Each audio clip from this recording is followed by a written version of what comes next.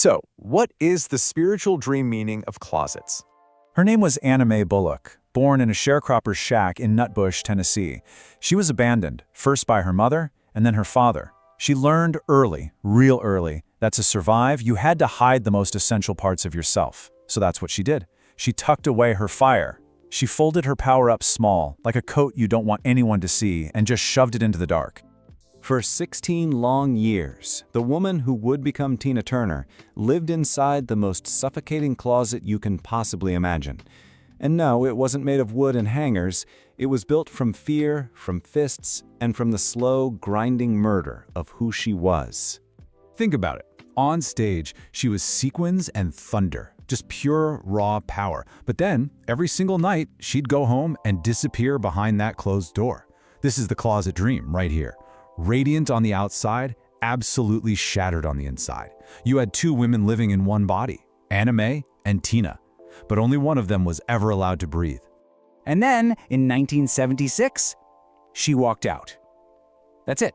She just walked out of that closet with 36 cents and a mobile credit card in her pocket. Can you even imagine? No manager, no money, no plan, nothing. Just a woman who finally chose her own survival over the terrifying comfort of a darkness she knew all too well. Look, Tina's story, it isn't just about fame and abuse. It's so much deeper. It connects to something fundamental in all of us. And the psychologist Carl Jung, he had a name for exactly what she was carrying in that closet. He called it the shadow. And what is that? It's the place you put everything you've been told to hide, everything you've been told to deny about yourself. But here's the thing about the shadow. It doesn't just disappear because you shove it into the dark. Oh no, it grows, it waits, and eventually, it starts speaking to you in your dreams. So let's bring this back to you. When you dream about a closet, your mind isn't just playing games, it is sending you a message. And believe me, it is an urgent one. Yeah, this isn't your psyche trying to be poetic or symbolic. This is your psyche pulling the fire alarm. This is your deeper self, the whole you, screaming to get a message through to that everyday version of you. You know, the one who gets up, puts on a brave face, and pretends everything is fine. And what's happening here, it isn't just some personal psychological drama. No, this is a sacred journey. It's a pattern that echoes through every myth, every story we've ever told ourselves. The great mythologist Joseph Campbell had a name for this. He called it the threshold crossing. It's that critical moment the hero leaves the known world and steps into the terrifying, sacred unknown. And listen, most people, they stand in front of that door their entire lives, too afraid to open it. Tina, she kicked hers down. I mean, think about it. Every single heroine in every culture faces this moment. Inanna descending into the underworld, Persephone dragged into the earth, Psyche walking into that dark room with just a lamp. This stuff isn't just entertainment. This is an operating manual for the human soul.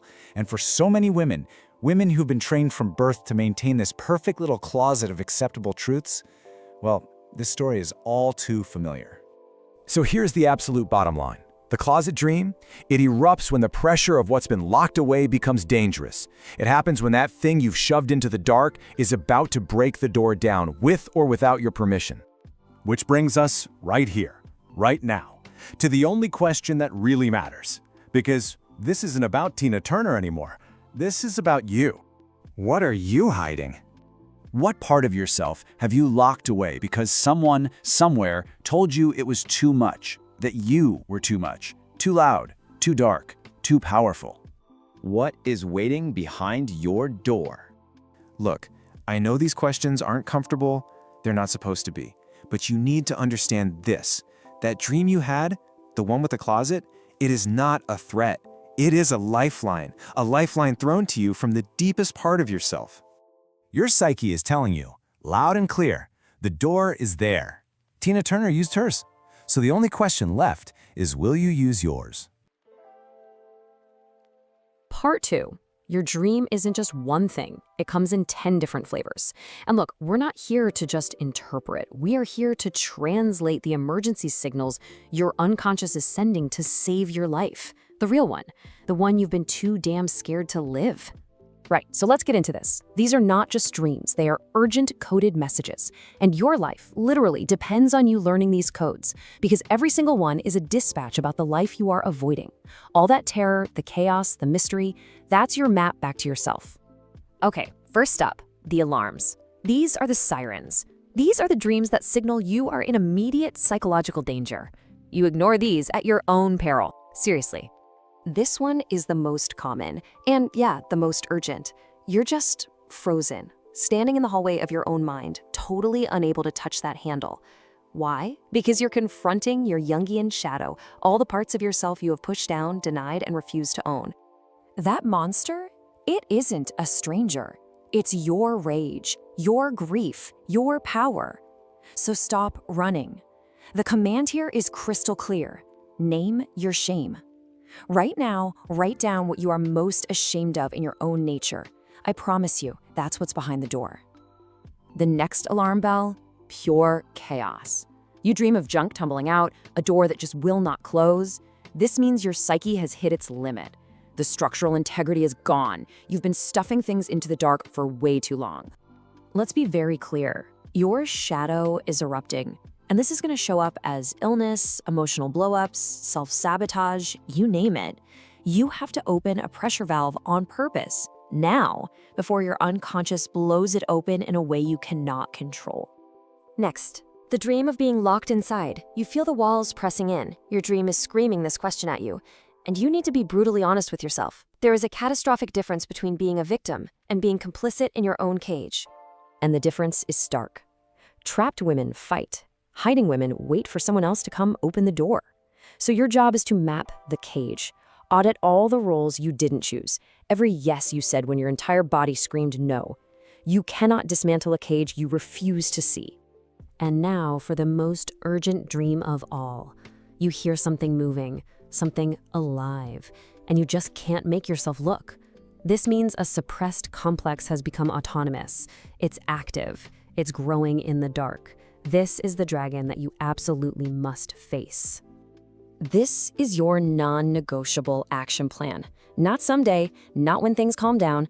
The thing in your closet is not going to wait for a convenient moment. The choice is simple. You go to it, or eventually, believe me, it comes for you. Okay, let's shift gears. We're moving from danger to empowerment. These next dreams aren't alarms, they're assignments. This is the active, conscious work of digging into yourself. This is you, on the road, doing the work. If you dream of organizing a closet, sorting, folding, creating order, this is one of the most powerful signs you can possibly receive. This is active individuation. It means you are consciously integrating your personality. Your psyche is giving you a green light. Take it. So what about when you discover hidden things? Old letters, photos, mysterious items you don't remember. These are the treasures you buried a long, long time ago. Your abandoned ambitions. The girl you were before someone told you to be more manageable. These are recovered fragments of a life you disowned. This dream is a sharp pivot. It's all about projection. The fascination, or maybe the disgust you feel about what's in their closet, that's a mirror. You are seeing a direct reflection of your own unexamined self. And finally, the thresholds. These are the major turning points. These dreams represent profound crisis, but they also hold the most potent opportunities for expansion and transformation. This is where the real change happens. You open the door and nothing fits. The clothes belong to a stranger. This is the collapse of your social mask, your persona. It's a terrifying realization that the identity you wear, the life you perform for everyone else's approval, is not your own. The empty closet, well, it cuts two ways. It can mean total liberation, the past is cleared, the shadow is integrated, or it can be the terrifying void of erasure, a total loss of identity. You have to ask yourself, does this feel like freedom or does it feel like annihilation? If it's erasure, don't rush to fill the void. Sit with it. And what if the closet leads to another room, a space that just shouldn't be there? This is not a threat. This is a sacred call. It's your psyche showing you that beyond the door you're so afraid of isn't destruction but expansion. The unknown is just the life you haven't lived yet. So, What door in your waking life are you refusing to open, totally convinced there's only darkness behind it? This dream is your unconscious begging you to reconsider. The room is there. The invitation has been sent. The only question left is, will you walk through? Part 3. All right, so what do you do about it? Not someday, today. Look, knowing is not enough. Knowing without doing anything, that's just a prettier way to suffer. And let's get one thing straight. Your psychological life, it's not a hobby. It is the whole game. So what do? Simple. You pick the protocol that actually fits how you move through the world, and you do it. This week. No excuses. All right, let's get into it. Okay, first up, the writer's protocol. This is for you if you're the woman who finds clarity on the page. You know, if your thoughts only make sense once you get them down in writing, this is your assignment. And listen, the instructions are precise for a reason, so follow them. Get a brand new notebook just for this. I'm not talking about your planner or your gratitude journal. Nope, this one's for the stuff you can't say out loud. For 7 straight days, you're gonna write for 15 minutes right before bed, and you'll use this one single prompt. What am I pretending I don't know? Don't edit, don't scratch things out, just let it flow. Then on day 8, you're gonna read it all back and circle everywhere that pops up again and again. Those are the things lurking in your closet. And I mean it. This part is non-negotiable. 7 consecutive days. You've got to build that momentum. You have to show up, especially when you don't want to. And here's why this is so damn important. The stuff you refuse to look at, it doesn't just disappear. Oh no, it leaks. It leaks into your relationships, your body, your decisions. Think of this journal as a controlled release valve. So the bottom line is, you either use it or that pressure is going to use you. All right, let's move on. Next up is the doer's protocol. This is for the woman who needs to get her hands on the problem, the one who processes not by thinking, but by doing. And no, this is not a metaphor. You are going to your actual physical closet and you are pulling every single thing out. Then you make 3 piles. Pile 1, mine. This is stuff you chose, you love, it feels like you. Pile 2, theirs. Stuff you kept because of someone else, an expectation, a gift you felt guilty getting rid of. And pile 3, dead. This stuff belonged to a version of you that just doesn't exist anymore. Guess what? Only the mine pile gets to go back in. And those other 2 piles, they have to be gone. Out of your house, within 48 hours. I don't mean bagged up in the hallway or sitting in the trunk of your car. I mean gone. Why? Because your physical space is literally a map of your internal space. Every single item in that closet that belongs to someone else's idea of you is a daily vote against your own identity. You see how that works? A physical purge becomes a radical act of writing your own story. Okay, next, the speaker's protocol. This one is for the woman who needs to hear her own voice say the truth out loud. If you talk things through to figure them out, listen up. Here's the plan. You choose one person, just one. Someone you know you can trust not to flinch. And you tell them the thing. Not the pretty, sanitized version, no. The actual, raw thing that's been living in the back of the closet. And here's the rule. All you require from them is to listen. You are not asking for their advice. You just need to be witnessed. You know why? Secrets that you keep in total silence, they harden. They calcify. They stop being a part of your story and they become your whole identity. Speaking the secret to a witness, that's what robs it of its power. You already know who the person is. Make the call. Okay, moving on to the creator's protocol. This is for the painters, the musicians, the writers, the poets, for any woman whose inner world comes alive through her art. All right, here's what you're gonna do.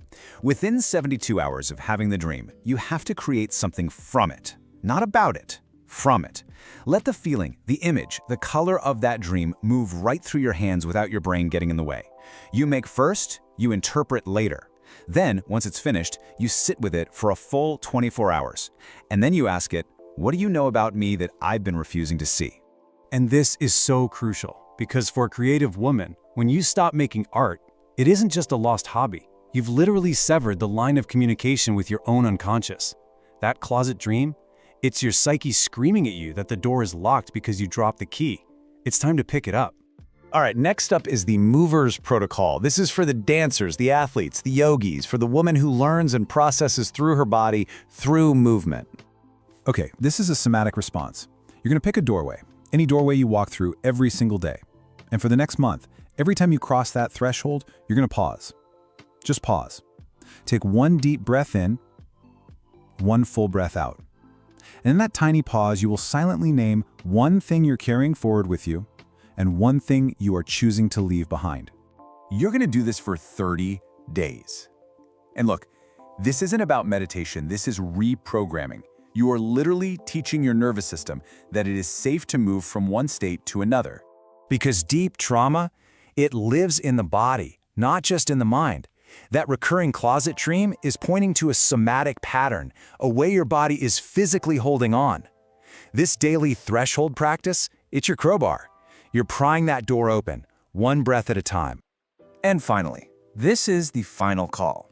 This is for the woman who has been running from this for way too long. For the woman who knows deep down that none of these other protocols are quite enough, because that door, it's just too heavy to open on your own. Your action is to make the call. Not next month, not when things settle down, not after the holidays, today. I mean, right now, today. You know, Tina Turner walked out with 36 cents and a gas station credit card. Almost nothing. But she had the one thing that mattered more than anything else. She had the decision. And that's all you need. You don't need to feel brave. You don't need a perfect plan. You just need to make the decision. The life you actually want, it's on the other side of that door. It is waiting for you. So the only question left is, are you going to answer?